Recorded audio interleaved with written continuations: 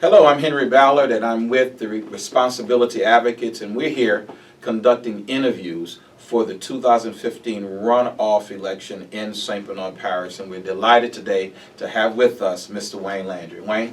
Thank you, Pastor. Thanks for being here. Well, listen, as I said, we're here conducting these interviews just to have a conversation, because we believe that the voters, they deserve to hear from the candidates, and a lot of times when you have the forums that you all are called to attend, as great as they are, those 2 minutes don't give you much time to answer the questions or really say what's on your heart. And so that's why we wanted to create this, to inform the voters and also give you an opportunity to speak to them directly. So that's what they'll hear through our conversation. So we just have a few questions that we want to ask, and we'll start with this one. Why are you seeking this particular office? What office is it, and why are you seeking it? Well, first of all, I'm running for parish president of St. Bernard, and I think in order to properly answer why I'm seeking this position, you have to understand a little bit about me. Mm-hmm.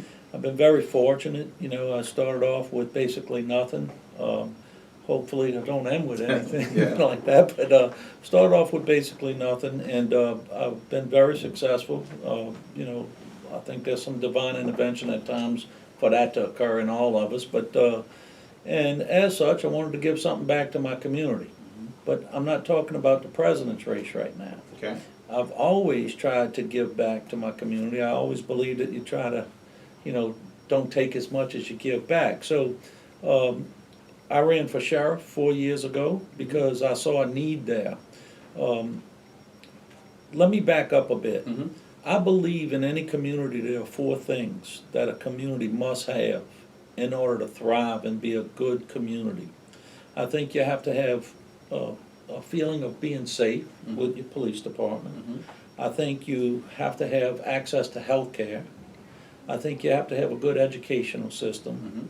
And I think you have to have a working government that's conducive to attract business and that's fair and equitable for everybody. Okay. So I ran for sheriff 4 years ago because I saw a need there. It was an empty seat. I couldn't run for parish president at that time because the charter prohibited a councilman from running for another office. That charter provision has been changed as of last November. Okay. Had it been changed prior to that, I would have run for parish president last time. Great. But I ran for sheriff because I thought a need there, and that's one of those four components. At the time, Craig Tafara was the parish president, and I felt like the president was doing a good enough job to go for re-election at the time. So I ran for what that fourth component was at that time. Okay, so now we have our educational systems on the right track. We have our sheriff's office on the right track. I think Mr. Pullman's doing a good job. I think that we have a hospital now that can provide access to health care to everybody in the parish. So the missing component now is the government that's working and has good and equitable government for everybody. So that's really why I'm running for this position, so I can fill a need for our parish. I've always stepped up to the plate when it comes to helping my community. I see a big void in the leadership of this parish. I think we're coming out of a dysfunctional government, and I think somebody with my skill sets is what it's going to take to put this parish forward. You know, somebody that's managed hundreds of employees, somebody that's dealt with millions of dollars in budgets, and somebody that has a sense of being fair and equitable to everybody. And I think, you know, the missing component for everything else is somebody that has their heart involved and somebody that has already demonstrated that they want to do something good for their community. So hopefully that's a little bit of a long-winded, loquacious answer, but that's why I'm running for president. Well, great. And you just mentioned a few things, and I'll follow up with this particular question. Notwithstanding those things you just mentioned, what would you say separates you from your opponent? What makes you stand out from? I think there are many things that separate us. You know, I think the first thing that separates us, and I'll start at some of the fundamentals, our educational background. My education is in public administration. Now, I went to college a long time, so I'm well educated. Thanks my father, he'll tell you. You know, I have a degree in public administration. I minored in police administration, police operations, accounting, you know, French history. I mean, I had a lot of, I had a thirst, if you will, to learn things. So I did, you know. So I have that formal education in public administration, and that's what this job is. Also, I have experience as a chief executive officer, chief financial officer, financial analyst, you know, for millions of dollars for the last 30 years. I know I don't look that old, but for at least 30 years. So, you know, the formal education plus my business experience, not just in the private sector, but also in the government sector, I think those two things really, really differentiate between me and my opponent. But also on top of that, you know, when you deal with multi-tiered organizations such as parish government, you know, and just for the public's consumption, it's, you know, like road departments, personnel departments, you know, permit departments, code enforcement departments, recreation, et cetera, et cetera. You know, your span of management is not something you just acquire because you get elected. Right. Span of management is something that you have to acquire through years and years of experience in the business community. I've acquired that not only in the private sector but also in the government sector. You know, and the hospital is a great example of the government sector in that experience. So when you look at my education, my business experiences, and you know, I'm not going to say that anybody. I think every candidate that steps up to the plate to do something for their community, I admire and respect that. Right. You know, so I'm not going to say my heart's in it more than my opponents, because I want to believe that both of us want to do the right thing for the parish, and we both have good intentions. I think my skill sets allow my intentions to get closer to reality. Great, great. As an elected official, you've held an elected seat before, you served in that capacity. What would you say your personal responsibility is towards the citizens of St. Bernard? Well, you know, when I first respond to this question, it's going to sound cliche-ish, you know, but I think it's almost like when you compare it to a football player on TV or someone of that stature, to me. You know, I think the people, the public, want to hold you to a little bit of a higher standard than anybody else. And I think that responsibility comes along with that. You know, you can't go and do cartwheels down the halls anymore. You know, you have to truly represent the public. I think your responsibility is to actually, you know, you have to shift some of your priorities too. You know, everybody should have in my opinion, a template of their priorities. You know, for some people it's where they work, where they live, all those things. You know, my priorities are real simple: my relationship with God, my relationship with my family. You know, and you know, then it comes where I live, where I work. You know, so I think you've got to have those things in a proper perspective, and then you have to recognize that when you speak, you're speaking from a megaphone basically at all times. So I think you have that responsibility to always understand that while you're in that position, you're going to be held to a higher standard. Well, let's talk about that for a moment, and we could go at length with this, but I'm going to try to make it succinct.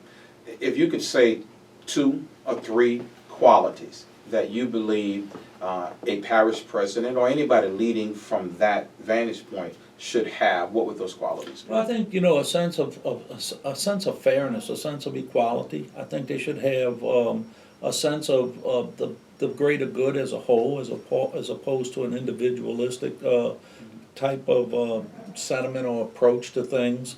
And I think what they should have at all times too is when I say the word integrity, I want to qualify it. Okay.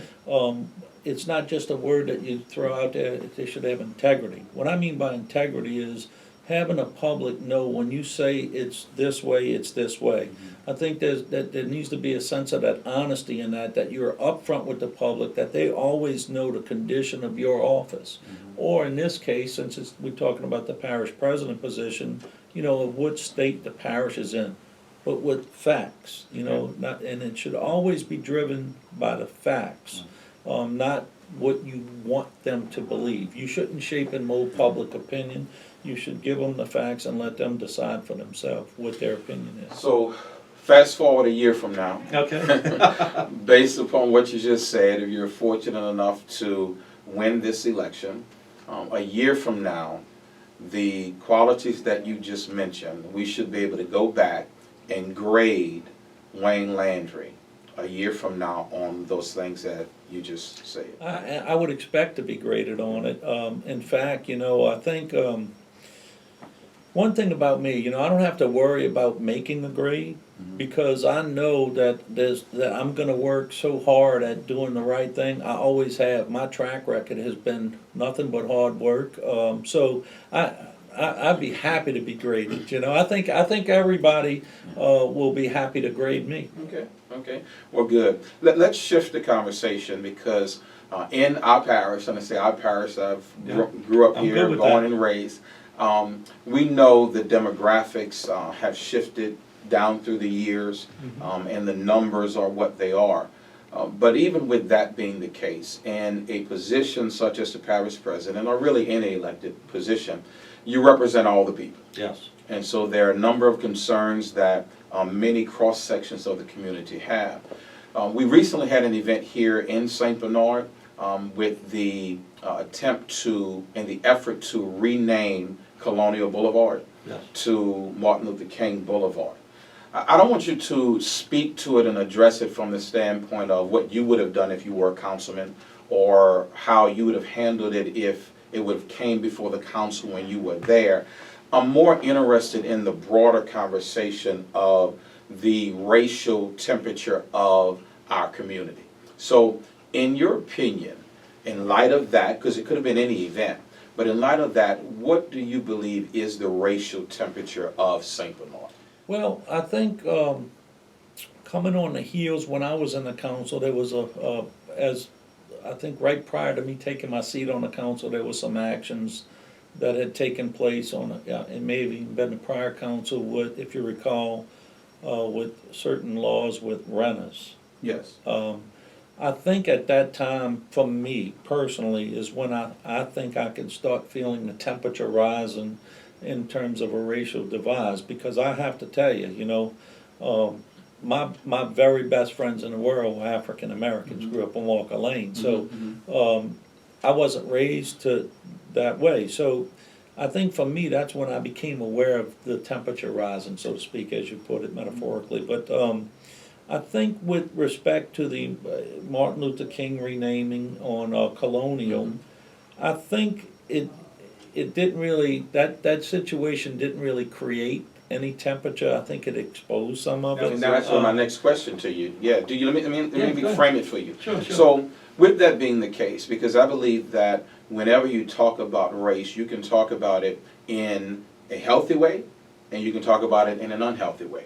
I agree. You can talk about it in ways that's going to be productive or unproductive. So, in keeping with what you were just saying, that situation, that event, did it expose what was already there, or did it actually create the tension? I think it exposed it somewhat, and I don't think it was ever put to rest, so to speak, from certain issues. And it's really strange for me. I think certain issues kind of elevate the eyeglass, if you will, where people start paying attention to certain things specifically that affect certain groups of people, not necessarily white, black, or anything like that. But at the end of the day, what I believe is this, that there's a sense, that I get the sense that people want to be represented, and I believe I'm not saying it's real, but for me it is.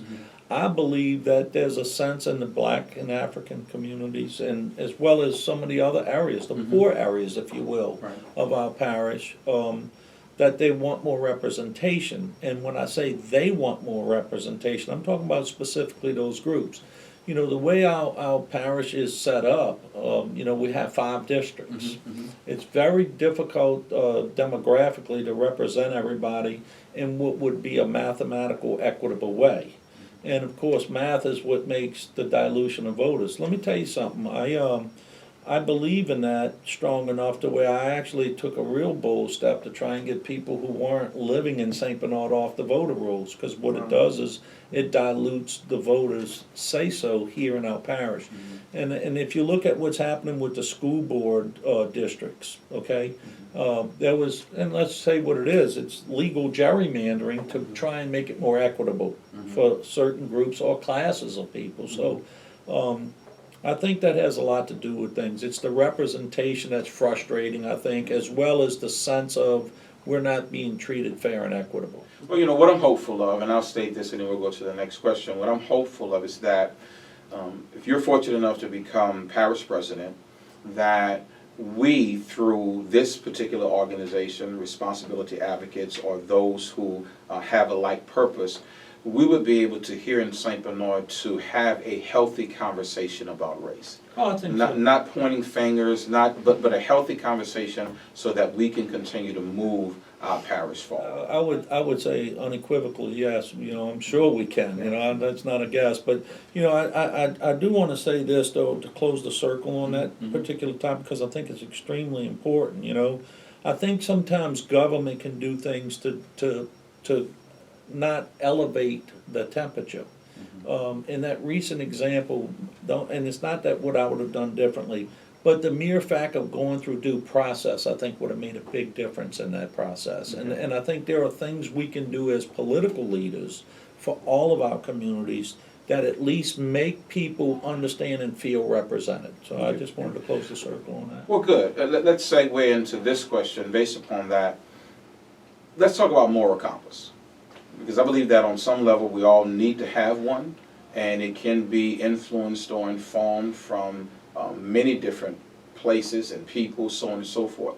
If you had to speak to Wayne Landry's moral compass, what goes into your decision making when it comes down to right or wrong, fair or unfair? Talk to me about that. Well, you know, in order to answer that, first of all, I have to say this. You know, the easy right or wrong choices, those are easy, right? There are a lot of choices that are difficult, you know, especially when you're in a leadership position, you know, and I've been in a chief executive office. This is what I do, you know. So it gets to be sometimes tough, you know, and not everybody's moral compass points due north. And look, I'm the first one to tell you, I man up. I'm not perfect. But I don't believe your sins are better than my sins.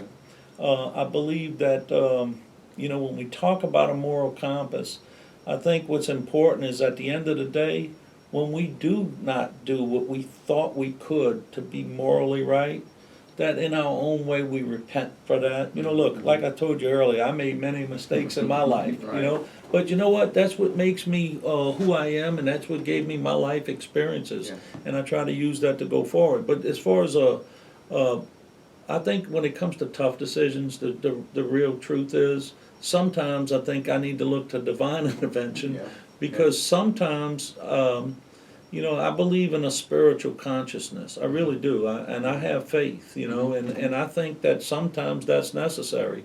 And you know what I do? I pray that I'm making the right decision sometimes, and hope the answer comes to me. And when it doesn't, you know, when it drifts off, then we have to go and modify it, you know. So I think that's you know, that's kind of closes the circle for me on what I believe about the moral compass. Great, you know? great. Well, we're going to begin to wrap up, but I want to give you an opportunity, and I'm going to raise an issue, and then I'll allow you to answer that, and then also speak to what you choose to speak to.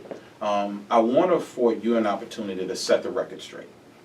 Whatever it is through the campaign that has been said about Wayne Landry, that you feel that, you know what, nah, the voters, you know, they're getting bad information about this. I want you to speak to that issue, but before you do, I want to raise this one. That there was information put out that said when you left office as a councilman, that you left the parish in a good place. But then your opponent, when he took office, and I stand to be corrected on this because I'm not quoting anybody, I'm just going on my reading of the information, that when he took office and the parish was in a bad place. So I'm trying to get clarity on that. It can't be both. You can't leave it in a good place and somebody take it in the bad place. Can you clarify that for us, and or anything else that you want to set the record straight? Can that camera zoom in? You can speak to that camera right there, sir. All right. Can that camera see this? That's strange I brought this, I wanted to show you. This is a document I have received from parish government. It's dated August the 4th. And what this document says is that this is their document. They're anywhere from 3.1 to $4.585 million short. This is August 4th of 2015. Okay? Now, I don't have the other documents with me, but I will tell you facts, and they're verifiable. That's why I want to make sure that you know you can get this, and I'm going to tell you where you can get this, for anybody that has a computer out there. Yeah. If you go to the Legislative Auditor's website, the audited financials for St. Bernard Parish government will show you when we left office, my council left office, there was $8.55 million left in the fund balance. Approximately $8.2 million of that was unrestricted. What that means is it's not tied to anything that can be used. When they get out of office this year, there'll be zero money left. Now, here's the trickery. And again, you can get these documents, the current ones, just by doing and I'm gonna put them on my website real soon, but you can get them by asking the parish government for a copy of this. Here's the trickery. They're claiming they'll have a $10 million fund balance by the end of the year. And that's true. The fund balance will show 10 million. But here's how it'll show the 10 million. They'll move 4 million from community development block grant monies over into it, which makes them restricted, can't be used for anything else, can't be used for operations. And then they'll move another 4 million from the LLT properties, which is dedicated to cutting grass only and for those properties at this time, into that, and to show approximately 10 million. But when you wipe out those as restricted funds, you have zero. So it's a trickery game. Right. I've personally hired an accounting firm to look at the financials because I know if it comes from me, it'll sound political. They've already verbally confirmed to me what I am saying right now, and they will do that in writing real soon. So, and the reason why I did that is twofold. Number one, I wanted to make sure that the public knew where we were as a community. And when you talk about transparency, what I just told you was it's undeniable fact, and I told you where to find the documents. I just showed you this document, which is an actual copy from them. So the bottom line is this, these are the facts. If we had not received $9 million from BP, we would be broke right now. The remainder of the 9 million is approximately 4 million and some change, almost 5 million, let's just even say, it doesn't really matter how much, will all be used up to balance off this $4.5 million shortfall. So by the end of this year. Now next year, that leaves you with a $3 million hole. So I wanted to clear that up. But there is something else I think more important that I think I need to clear up. Throughout the campaign, I'm hearing that I made a bunch of money off the hospital, and I have companies that sell things to the hospital, et cetera, et cetera. I have to give you a quick history of that so people can understand what really happened with the hospital. I ran for the council with 2 campaign promises. One, that I would build a hospital, and 2, that I'd watch the finances of the government. I already talked about the finances. That hospital, not only did I never, ever, ever make a penny on it, as I was trying to recruit physicians, I'd have to take them to dinner, et cetera, et cetera. And believe me, they don't eat at Burger King. I paid for that personally. When I had to try and get money out of Goldman Sachs, approximately $12 million, by using a sophisticated financing package in which I took community development block grant funds and leveraged them with new market tax credits to generate an extra $12 million. When I flew up to New York, I took Mr. George Kavanagh with me, paid for the entire flight, meals, entertaining those people up there, everything. It was a one-day trip. I paid for the whole thing to go and obtain that money for the hospital. So not only did I not take a penny, it cost me money. For 7 years, I neglected my own businesses to run that hospital. As it started off, the Franciscans were there in the beginning. It would never have worked out with them. I'm not going to say anything bad. I want to take the high road with that. But we would have been bankrupt. So we managed the hospital ourselves, the board did. I served as the chief executive officer when it opened. That hospital, I never took a penny. It's a $300,000 a year job, never took a penny. Again, losing money. That hospital, while 16 hospitals were closing in this state, that hospital survived and made money. That hospital employs, right now, probably somewhere in the neighborhood of 350 employees. That hospital brings in over $1 million a month in payroll to this parish. It also produces over $60 million a year of an economic impact to this parish. But forget all of that. I would love to have the exact number of how many lives we've saved so far. And you know what? If we saved one, all of my hard work was worth it. Now, the other thing I want to clear up is I didn't do all this by myself. I'm not Hercules. Right. But I think it's critically important that the public know and understand I don't have any companies that do business with it. That's all I've done was made personal sacrifices for the good of my community to do it, not for any election or anything else. I ran for sheriff, I lost. I didn't quit. Yeah. I worked harder. You know, so I wanted to clear that up, and there's another thing that's out there that I need to clear up. Okay, hurry up, come on. All right, I'm gonna hurry up. Well, and I mentioned it a while ago. When I challenged voters registration, and people thought it was a malicious or some kind of campaign strategy. It wasn't. What happened was it was handled poorly. We hired attorneys out of Baton Rouge to do that voter challenge. What they did, because they ran out of time, is they recommended, and I agreed, they did a blanket challenge of a lot of people. Even some of my friends got challenged. But at the end of the day, they were inconvenienced. But we also got 2,800 people off the rolls that were illegally voting in St. Bernard Parish. There's still more to do, but I just wanted to get that record straight. There was no tacky. It was my belief that if you don't live here, you shouldn't vote on the leadership of our parish. Great. And you've mentioned a number of things, and that's why we're doing this. Great. You know, we're doing this so that you can have the opportunity to put it out to the voters, if for nothing else, and not, I shouldn't even say if for nothing else, really for the sole purpose of check out what you're saying. Yes, Check out what you're saying. Hey, go check the facts, look up the sources so that you can be an informed voter. Well, we're going to end, but I want you to go ahead and look into the camera and just say to the voters what you would want them to know about you. This is your last opportunity from our standpoint to be able to speak to the voters, so I want you to go ahead and do that. And first of all, let me thank you. I appreciate the courtesies of y'all doing this. I think this is great for our community that y'all doing this, and people can get some real FaceTime on it, you know. Yes.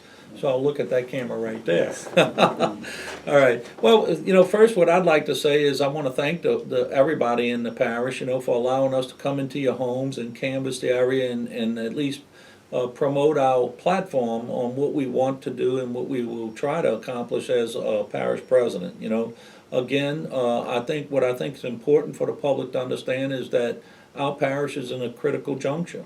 You know, we're coming off the heels, whether we like it or not, of a dysfunctional government. You know, my opponent has sat on the council, has been in charge. When he talks about doing things for recreation, he could have passed resolutions to do it.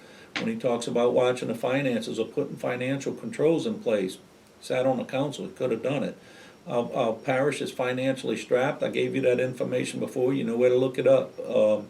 You know, you're going to need somebody with good skill sets. There's no doubt I am the most qualified person to do this job, but you know what? That's not why you should vote for me, because those are facts. I mean, the reason why you should vote for me is because my heart has been in St. Bernard Parish. I've always stepped up to the plate to do something good for my community. I've demonstrated that.